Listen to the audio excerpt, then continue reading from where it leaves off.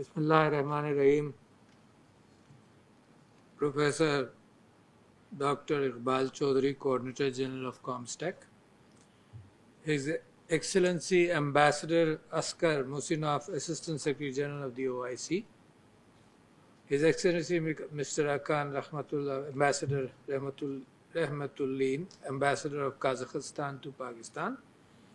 His Excellency Mr. Berik Arin, Ambassador of the Republic of Kazakhstan to the Kingdom of Saudi Arabia. Dr. Darkhan Kadir Ali, President of the International Turkic Academy. Excellencies, distinguished guests, ladies and gentlemen, Assalamu alaikum. It is always a pleasure to speak to an international gathering of people who devote themselves to science, improvement of the lot of the Muslim world, as well as those who indulge in philosophy today. And it is indeed a pleasure that we are recognizing one of the great Muslim philosophers, Abu Nasr Muhammad al-Farabi. And this is the auspicious occasion of his 1150th anniversary, birth anniversary.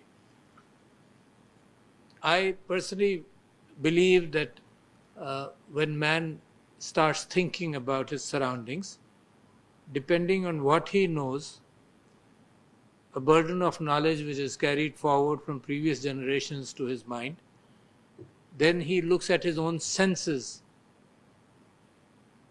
and looks at the world around. There are questions which emanate, and that is why even after Socrates or Plato, the earliest of philosophers we know in Greek, after Greek mythology, the questions about our existence and questions about the earth and about the universe remain the same. Despite the fact that we know a lot, we are sometimes very confident, but as time passes, as we know more and more, we realize that we know far less than what we can imagine to be the knowledge around in the world. So philosophy has been a mixture of scientific changes, scientific improvements, the knowledge of the senses, like I said, what is happening all around, and then logic, which mixes these things. So one of the most noble sciences which is considered very pure is mathematics. Mathematics combined to logic and the information of physics, I think that has been dabbled with by philosophers all along. Philosophers in the earlier era were those who understood all sciences available. Today it's impossible. All of you sitting here are probably focusing on different era, different epochs, on small part of the big science, whether it's physics, whether it's maths, whether it's medicine. All of us focus probably on a very small part of what the world knows today. But in those eras, the philosopher was a mathematician, was a person who would talk about logic, was a person who would talk about astronomy, a person who would talk about the universe, and a person who would talk about or write about whatever is happening down in the earth. So my first exposure to philosophy was through the dialogues of Plato. When I was 16 or around that age, my mother asked me to read dialogues of Plato, and I remember reading the Republic, and I remember reading the Apology and some Sophists, etc. It was a very interesting thing to know, because nobody had exposed me to that kind of. I knew 2 + 2 is 4, and 4 + 4 is 8. But at the same time, in our daily discussions, the anchor of logic was my first exposure with Plato and his writings. But then on, I kept on reading philosophers, and my search and your search, ladies and gentlemen, all the time was to be able to find the truth. My search was to be able to find whether God exists. And whatever knowledge and arguments I could lay my hands on, I read a lot of philosophy, including Bertrand Russell in the end. And even today, there is a lot of reading which is available. And in that, compared to the fact that Plato wrote in around 450 or 350 BC, it was the Muslim era which brought all that knowledge and brought all that Greek philosophy, Aristotle, Socrates, Plato, brought it to the modern world. And that knowledge is still very important. Al-Farabi was one of the most prominent of those people who brought the knowledge of Aristotle, bil khusus, definitely, and of others. And he wrote, and Al-Farabi was probably belonged to Central Asia, but there's no very definite thinking about it. Farabi means an area which is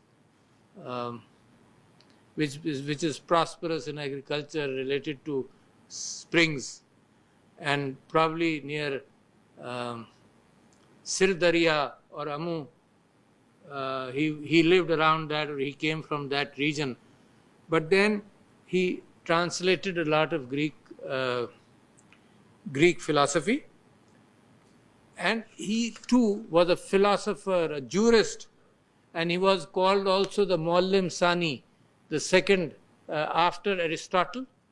Aristotle laid down that the earth was flat, and it took Galileo and the fact that the earth was the center of the universe, and it took Galileo and other scientists of the past few centuries, which then said the earth is not flat, the earth is round, and the earth is not the center of the universe. So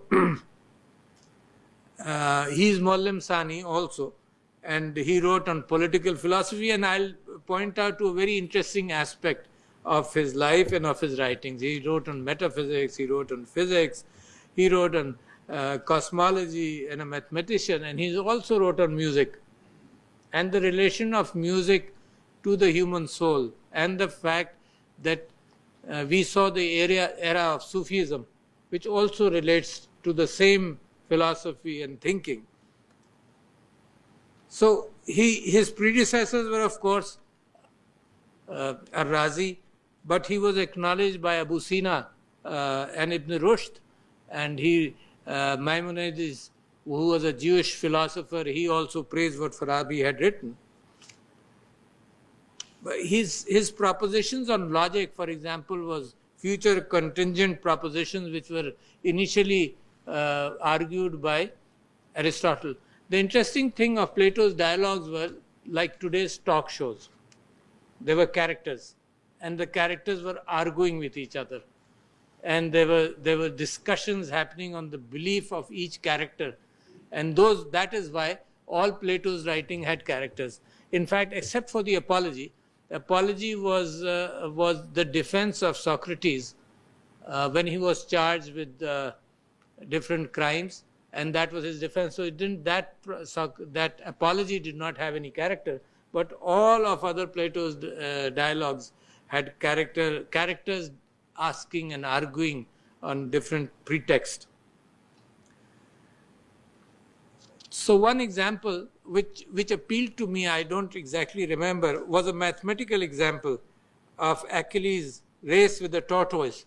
That was Plato in his dialogues, arguing the fact, not realizing or not putting in, or there was no reality or dimension of time. So there were three realities, three dimensions, length, width, and height, and there was no dimension. And that argument was about that the Achilles, who was a Greek runner, who will never win the battle with the tortoise, because the tortoise is giving a 10-foot advantage in the race.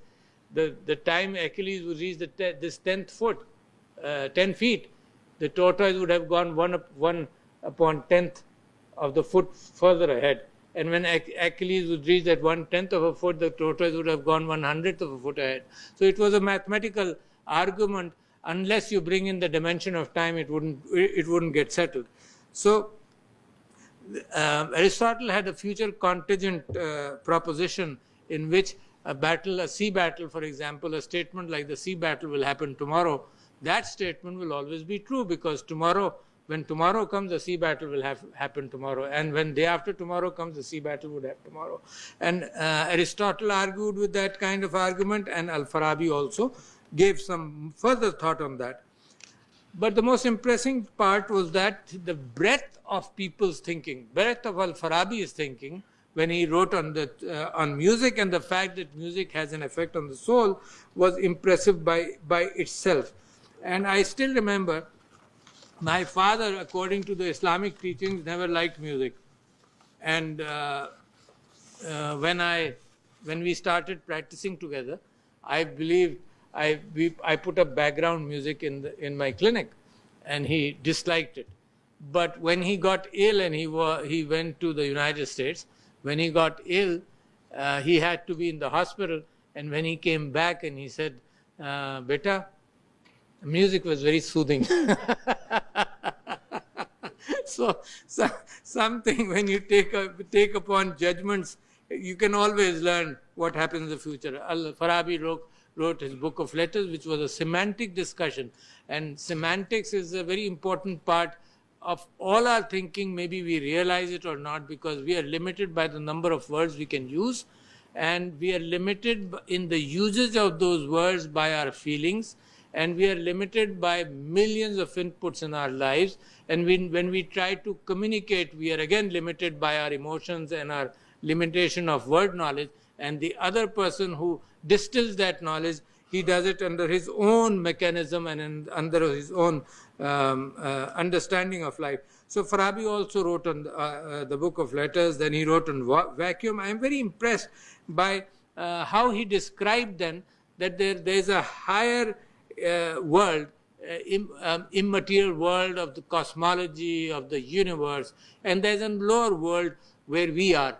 We are with our bodies, we are limited, we decay, but there's a link between both these worlds, and that is the world of rational intelligence. When we try and understand what we are with what is there forever, I think that is a very important contribution of Farabi. He wrote also on happiness, and he was a very prolific writer. He wrote a number of treatises, and probably one of the most important characters who brought the knowledge of the old era, which was also much older than him, and he brought it to the medieval, what is called by Europe as the Dark Ages, but was the ages of the enlightenment of the Muslim world. Muslim world communicated honestly, the inheritance from the Greek. In fact, even in Pakistan and India, you never think of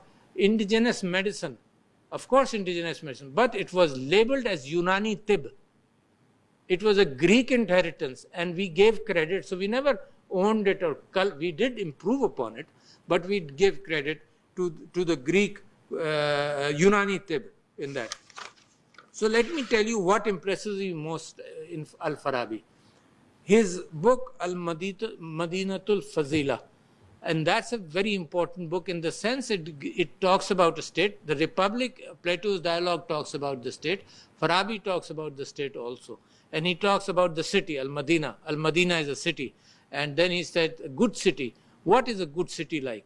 And then he talks about Riyasat-e-Madina, which is the contemporary dialogue of the present government in Pakistan also.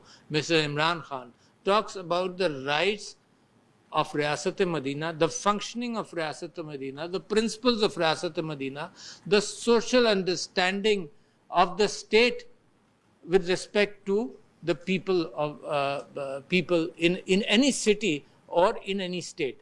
So Farabi wrote about Al-Madinatul Fazila, and every philosopher, starting from Plato, even from Socrates, talked about, first they talked about what was there, how much they understood, and then they talked about organization and about a state and the functions of the leaders of the state. And there were evil writers also, like Machiavelli wrote on The Prince, and some of you who read, not a big book, a small one, if you read it, it says how in a very cunning manner you can work with the emotions of people and exploit them. So Riyasat-e-Madina today is a concept in the Muslim world that the best possible state was the state of Medina, when Huzur Akram sallallahu alaihi wasallam laid down the principles in communication with Allah subhanahu wa ta'ala, laid down the principles which are eternal as far as relationships between human beings are concerned. The ethics are eternal. The principles are eternal. Circumstances will change. People will move. Instead of camels and cars, instead of miswak, people would use a toothbrush. But the principles remain the same, because humanity in its emotions will never change. Humanity lives with its emotions, which are love, hate and phobias, like I mentioned somewhere also a few days ago. So ladies and gentlemen, the most important thing which Farabi did, and the most important thing for the Ummah today, and for the OIC, and for you gentlemen today, is the fact that we believe in our own countries, and we believe as the Muslim Ummah that we have been left behind by the current scientific knowledge of the world. And it is running faster. If you thought that knowledge is going at a pace where you can catch up with it, let me give you some news. It is running much faster than what you ever thought. There is a change which is happening. There is a change like the Industrial Revolution. For example, there is changes in artificial intelligence and thinking, which is around the corner, and it is very fast. I was reading a book, Superintelligence by Nick Bostrom, and the fact that we do not know what will happen in the next 10 years means that we'll be left further behind. There's an acceleration which is around us. So it is very alarming for me to present to you, before you, and this forum is one forum which is talking about the most important situation. Like, for example, about 100 years ago, about 150 years ago, when Sir Sayyid Ahmad Khan in India and Pakistan, in this region, when he talked about that the Muslims have to learn, it was a process which we thought it will take a couple of generations, and if you start learning, you will catch up. That is not true today. You don't have the time of a couple of generations anymore. By the time we will learn what is happening, science, technology, artificial intelligence, the internet would have gone far beyond. So therefore, this is a warning bell. And in fact, Comstek is a great institution, in fact, which should have the burden, which should carry the burden of trying to motivate the Islamic world, that unless you have knowledge, you will not be able to improve your lot. It's not the question of defense, it's not the question of armaments. If you purchase armaments from somebody, they are stale the time you purchase it. Sometimes we may have pride that we have purchased these armaments and we are strong. The strength comes from intellect, the strength comes from thinking, the strength comes from building character, the strength comes from principles, the strength comes from ethics, which Islam has given to you as a permanence. You have that strength. But that strength has to be translated into scientific current knowledge to have an advantage, not on other countries. Islam never thinks of exploitation. Islam thinks of serving your own lot well.